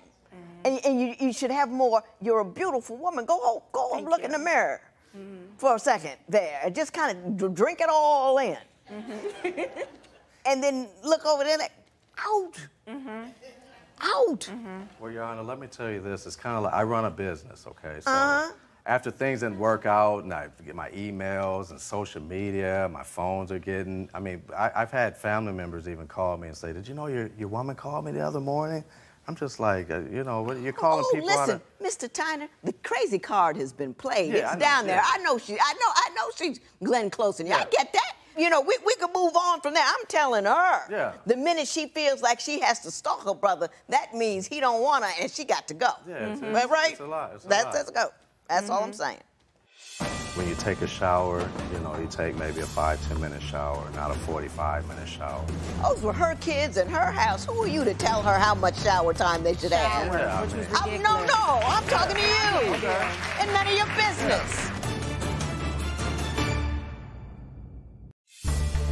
If you would like your case to be heard on divorce court, call us toll-free at 1-877-311-2222 or log on to our website at divorcecourt.com. Follow us on Facebook and Instagram at Divorce Court. You say, well, I'm going to start with you, Mr. Tyner. You say that you have different parenting styles for her children. And so why don't you tell me what your concerns are with respect to the way in which her children are parented? Well, I was raised, you know, kind of old school. And, How old are the kids, by the way? 10 and 16. Okay. So I was raised old school, and I mean, when you take a shower, you know, you take maybe a 5-10 minute shower, not a 45-minute shower. Like, you know, you're done with the TV games at night, you shut them down, you know, things are being left on. So it's kind of like when I get on the kids and sort of try to discipline them or chastise them about that, I'm being too hard on the kids. And I feel like, you know, I'm in a place where, you know, I have no say, you know, when it comes to disciplining the kids. And that's not a good feeling to have as a man in the home that's trying to be a male. Are you paying bills there, too? I mean, you guys are splitting the rent and all that kind of stuff. Is that true? Not splitting the rent, no. What does he pay? He was paying the cable and our cell phone bill, and then he complained about that. Was that it? Cable and cell phone? Everything. I paid for the office. We went half on the office. But I'm talking about the house where you lived in, where you laid your head. Yeah, for a while I was, there? but No, then, you was but not. then when the bills started getting astronomically high, I just felt like and I had no say-so, and the bills becoming that high, I don't believe No, that was his complaint before. The first 2 years. Ms. Ellis, I'm going to give him a little room here.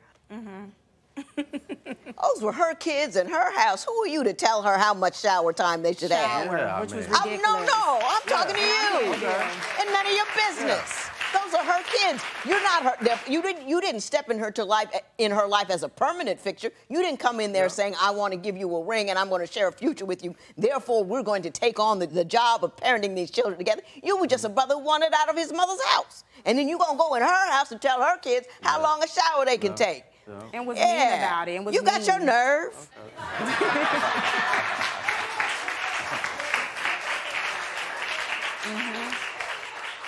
And good for you for not letting them. Yeah, that's what he was mad about. He was really mean to the kids most of the time, and I would have to let him know, you know, that stuff is irrelevant. I don't care about a water bill. I have to pay it anyway. So then it came to food. The kids are eating too much food. But the point of the matter is, I'm buying the food. You're pitching in every blue moon to buy food, which is very small. And I'm just like, what are we doing? It doesn't matter. You were out of place, out of order.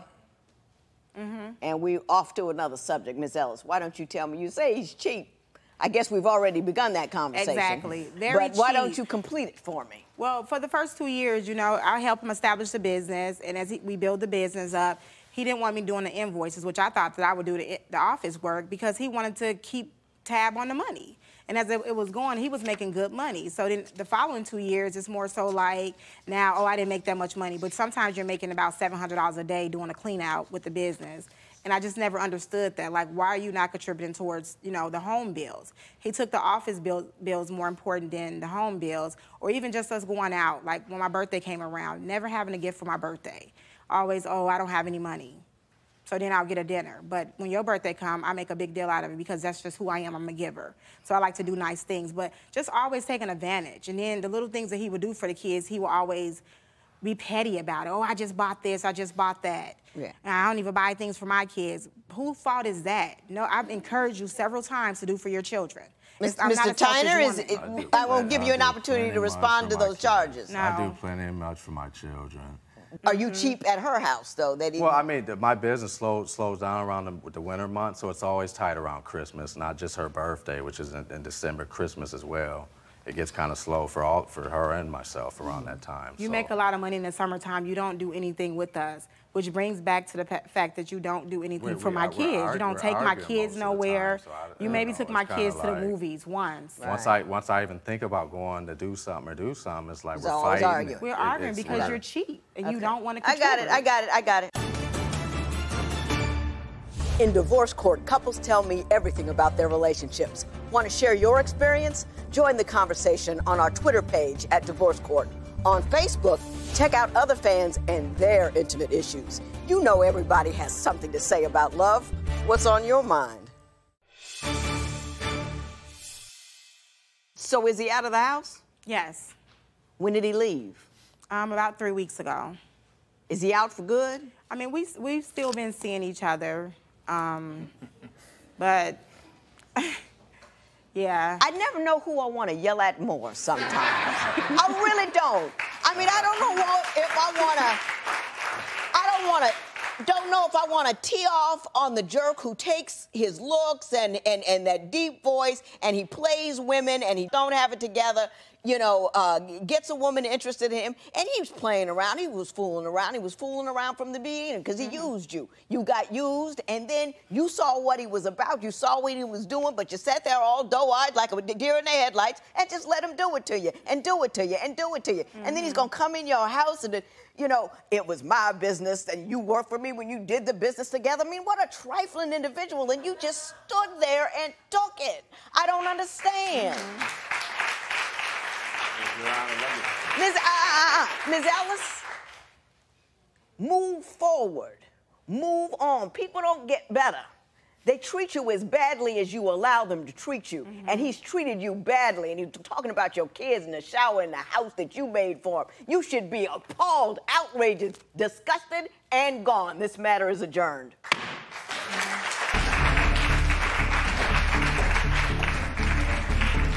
It distresses me to no end when women allow men to come into their homes, change their lives, make the rules, run around, and then turn around and keep them because they love them.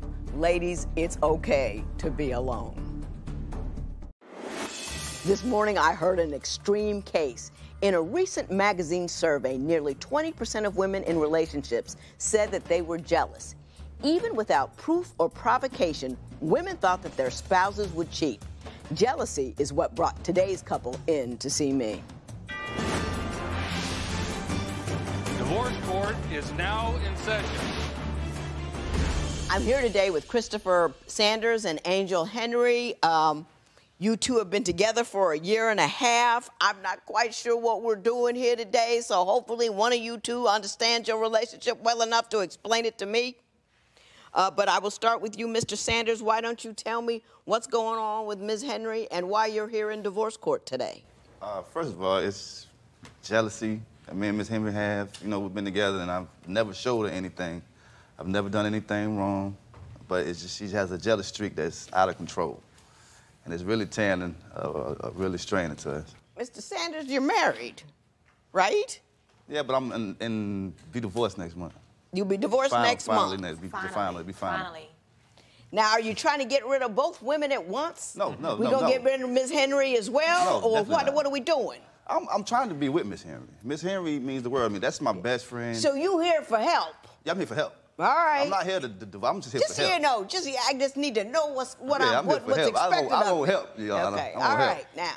But you say that she's extraordinarily jealous. Yes, because, I mean, Miss Henry, I know she has a past, exes that she done been through, because I've seen some of it.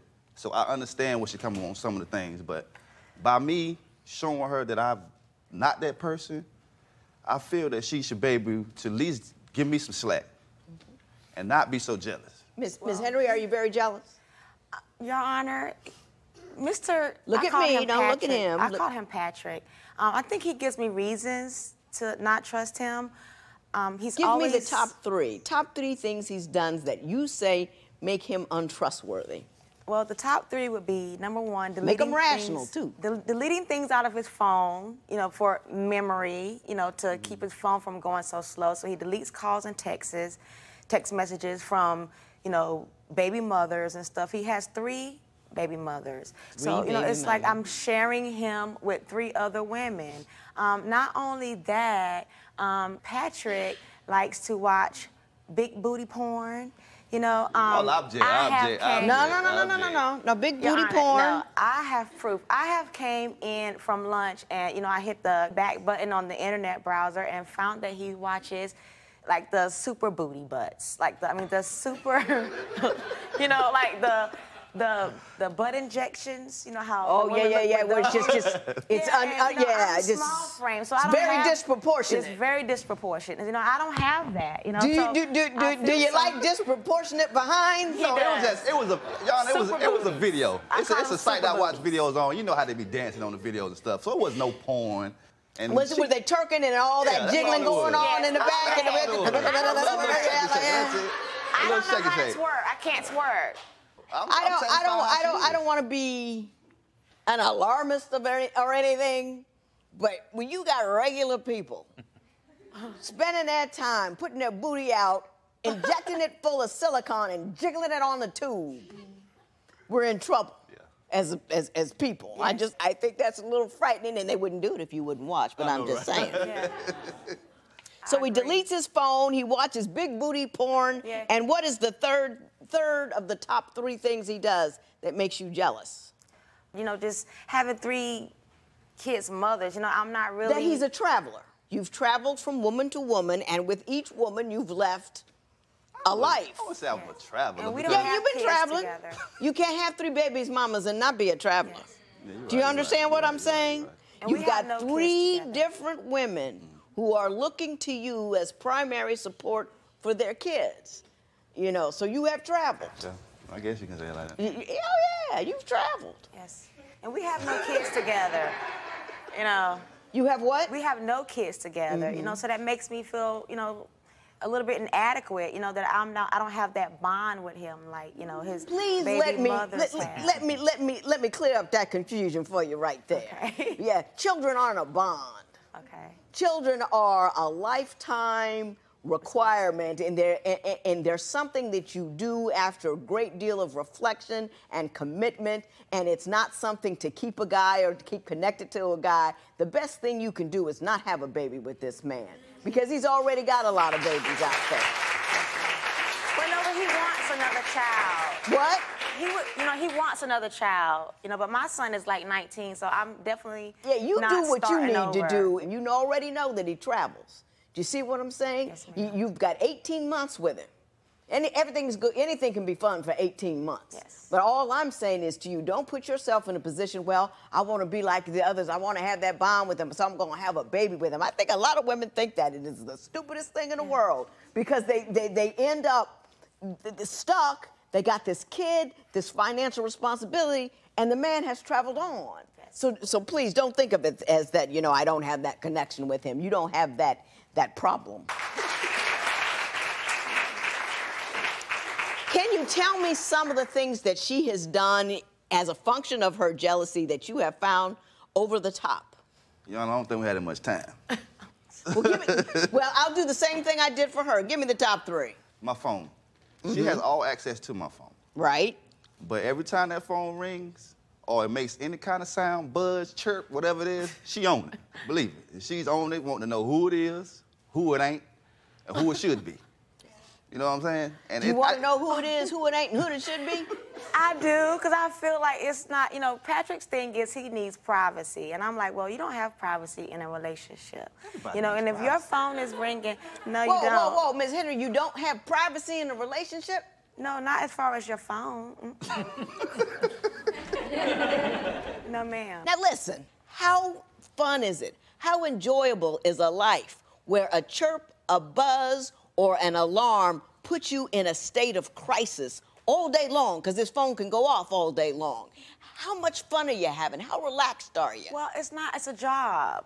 You know, it's like, that's my part-time job, basically. But should that be a job? Is that the way you want to live? No, it's not, but if he would just not delete things, I wouldn't have to do that. But he deletes stuff off the phone. So what do you want him to hand over his phone at the end of every day before he deletes anything, allow you to peruse what has occurred, and then if everything is cool, then he can delete it? This would make you all right? Well, yes. I mean, not every day. I'm just saying, like, because a couple of times, like one time, he deleted some messages he has talked to one of his kids' mothers. And when I looked in the phone, it wasn't there. So that makes me think that it's not just conversation as far as with the kids or anything. It's something, you know, more personal between them. After he Has did he that, ever done anything, gone to see the mothers, or done anything that would lead you to believe he still has a relationship with any one of these women? No, he hasn't. Why are you thinking up trouble? Why are you looking for problems? He's got to talk to these women. There's nothing else he can do. He has to talk to them. I know that's the problem. How can I cheat?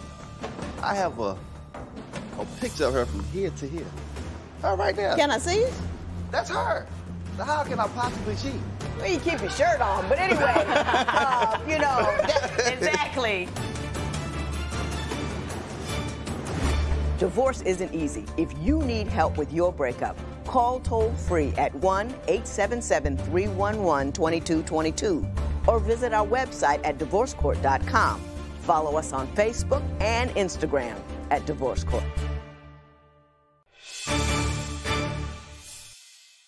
Mr. Sanders, you wrote something in your papers that just blew my mind. You said something about when you're out walking or doing something, that she wants you to put the phone out there so she can hear the ambient noises in order to confirm your location. Please explain that to me. See, I work out 3 times a week, Mondays, Wednesdays, Fridays. It ain't changed in 2 years, almost 2 years. You know, she wants me to call her when I go walking, but that's crazy, because and when I do call her, she wants to know where you at, where you walking to, and if she don't hear any traffic or something, if like a car ain't coming by or something, I don't believe you. Let me hear you walking. Oh, gosh. I don't hear you walking. Now, Ms. Henry, hey, do you make the man put his phone to your shoes and want to hear his foot hit the pavement? Or stomp like I'm walking in the army. I kind of do want him to march, okay? You know, I want him to. Ms. Henry, well, that's not really. have you been hurt a lot? I have been through a whole lot. You've been hurt a lot in the past, haven't you? Yes, ma'am. Do you think that men are basically unable to commit? Do you think you have a bad picker? You know what I mean? You don't pick the right ones. Oh, man. Do you think it's the community that you live in is disassembled and everybody's running around? What do you think the problem is? I think that I have been too soft and I have let guys get away with things in the past. So now I'm like, Patrick is not getting away with nothing. I mean, nothing without me knowing about it. And I want to know first before anything happens. Like, I've been hurt a lot. So I don't want to get to the point where something major happens, like he cheats on me or anything like that. I can't take that anymore. Let me ask you this. Is the day-to-day worrying about the fact that he might someday cheat, is that making your day-to-day happy? No, it's stressful. You're not comfortable. You're not safe. You're not secure. You're spending all day, every day. You're making sure that every day is miserable on the off chance that one day he might hurt you. Yes. So you're trading in a one-time bang for a constant throbbing. How much sense does that make to you? Well, hearing it now, it doesn't make a lot of sense at all. And can I say something? Mm-hmm. How can I cheat, Your Honor? I have a picture of her from here to here. Of her. Her right there. Can I see it? I think right there. That's her. How can I possibly cheat? Well, you keep your shirt on, but anyway, you know, Exactly. Women don't care about that. No, they don't. Women don't care if you're in a relationship, the free if you're radical married. women don't care about that. There are women out there who will just, you know, whatever, and they'll hook up and they don't care. Exactly. We can be right here together and a woman will still try to holler at them. Yeah. I mean, they don't care. I get that. But me doing that was to let her know that I'm hers. I don't want nobody else. I want her. You know, even though he has been a traveler in his past, that's kind of the thing like youthful criminology, youthful crime. People age out of that. Stuff that you did at 19, you don't do at 40 anymore. And I think traveling is like that. You know what I mean? They don't have the energy for it. And they've traveled and they've been out there. and they want to sit down somewhere. And it's nice if you're the woman he wants to sit down with. And I think that might be the case here. Do you see what I'm saying? You looking good is secondary to your children have an opportunity to do with future. And you already got how many? 5. 5. Oh. I'm going broke paying. And I got a good job. If you would like your case to be heard on divorce court, call us toll-free at 1-877-311-2222 or log on to our website at divorcecourt.com. Follow us on Facebook and Instagram at Divorce Court. Mrs. Henry, you also have concerns with respect to Mr. Sanders' approach to money. Why don't you tell me the nature of those concerns? Oh my gosh, this man spends so much money on sneakers and name brand shirts, and I'm still sitting up here with a bare finger. I mean, it just doesn't make any sense. I mean, he buys me rings, but my left hand is still empty. My ring finger is empty. So you want to get married? You want him to make a commitment to you? You know he's still married now. He can't do much now. Well, if he would have had his divorce like I've been trying to and pushing towards. Do you believe that he's actually pursuing the divorce actively? She knows that. Well, now because the divorce is getting ready to be finalized, but. But he's there now. But he's there now. And what you want now is a ring on your finger and a commitment. Yeah, start saving money. Well, he should have been saved. He should have been had my ring to me. Well, let me ask you this, Mr. Sanders. What is your relationship with money? Do you spend it as fast as you get it, or? I mean, it's like this. You know, men clothes cost more than female clothes. She buys clothes. I go buy a shirt. You got that wrong. Yeah. I'm telling you. Now, I went with her, and she bought my outfits, what I pay a shirt for. You know what I'm saying? Well, it's not that men's clothes are more expensive. Your taste might be more expensive than hers. Thank you. But for a blouse, you know, women can pay $600, $700 for a blouse. Yeah, you're right. Depending on what store you're going to. But anyway, go ahead. Tell me about your relationship with money. Well, I might spend it. I mean, I do buy spending on clothes and stuff like that. I like clothes, but that's all I spend it on. You know what I'm saying? But all the bills is paid. You got how many kids? They get close to. I mean, that's as far as for me. Do you have any money in the bank? Like at the end of the month, you look in the bank and there's nothing but zeros looking back at you? Sometimes, no. 2 big old circles. Do you know those kids are going to have, they're going to have needs, Yeah, right. soccer and baseball and, you know, everybody, people on Twitter talking about you old. Because I talk about stuff like baseball and soccer and football and kids and basketball and going to violin lessons and piano, because apparently that is antiquated and nobody does that anymore. That's why your kids don't turn out to be nothing, is because they ain't got nothing going on. They're going to school, they're coming home, doing video games, you're not working them, you're not keeping them engaged, they're not busy, they're out there doing whatever. And all of that engagement, all that business costs money. You got to buy uniforms and all that kind of stuff. Are you taking care of your business? Yeah, I am. I'm very much in my kids' life. I do what I could do for my kids. And I'm saying economically. Yeah, you know, economically too. I'm paying tuition. Yeah, I ain't got to that yet. You know what I'm saying? Yeah, I feel you. I understand. And you know what's gonna come? Yeah, I mean, you hope it's gonna come. If it doesn't come, ooh-ah. Because, do you see what I'm saying? You looking good is secondary to your children have an opportunity to do with future, and you already got how many? 5. 5. Oh. I'm going broke paying for it. And I got a good job. I understand what you're saying. You understand what I'm saying? I mean, and I think it's not just you. We're in a consumer society where you purchase and you play, but you don't concentrate on a future. You know, the other countries over there, India and China, they got people who are hungry, I mean, they working hard, you know, working at night and all this kind of stuff, and all we're online buying really nice shirts. Yeah. I say that all the time. We can't just look rich. You know, we got to actually have some money. Yeah. It doesn't, it's just, you know, he just likes bling. You know, I mean, he bought all of this. You know, I don't have to have all of this. Well, I have to have my wedding ring. If you can look around yourself, you can look around your house and your garage and at your woman and you can see all your money, you're doing it wrong. The only people that need to be impressed with the money you have are the people in the bank that you keep it in. Everybody else should think you're broke. Exactly. Because otherwise they'll ask you for something. Thank you.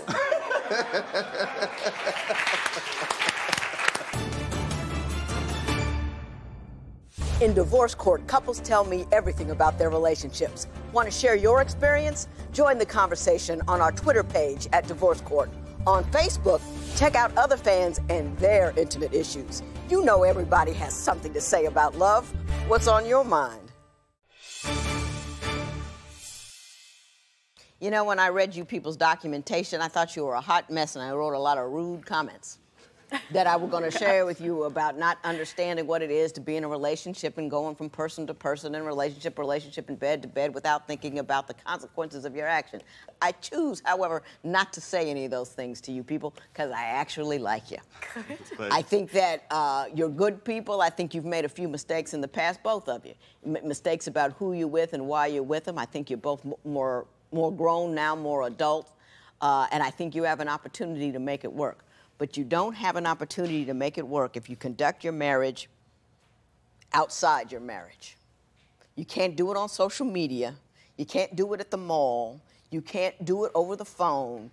You can't secure or make a marriage solid by making sure that he can't reach out and touch the rest of the world. You make a marriage secure by making him not want to reach out and touch the rest of the world because the rest of the world is too easy to touch.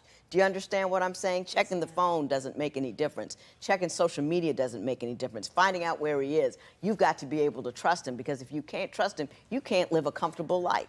Yes, I know. Do you understand what I'm saying? Yes. You got to let that go, let all that pain, and then you trust and you love hard and you love well, and he will love you in return, and that will give you what you need. And if you can't make it, and then as you do that, you grow a life that is not just about him, but that has value and passion and largesse outside of what you have on your fingers and on your body. And when your mind is together and all that kind of stuff, it'll be more comfortable. Yes.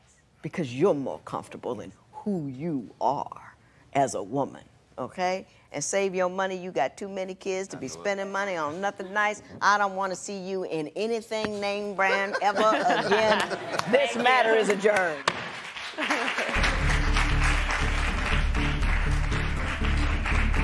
Ladies and gentlemen, whatever you do, don't let your past lovers dictate your current relationship. Once you move on, and let the other guy or the other girl prove themselves for themselves. Submit your case at divorcecourt.com.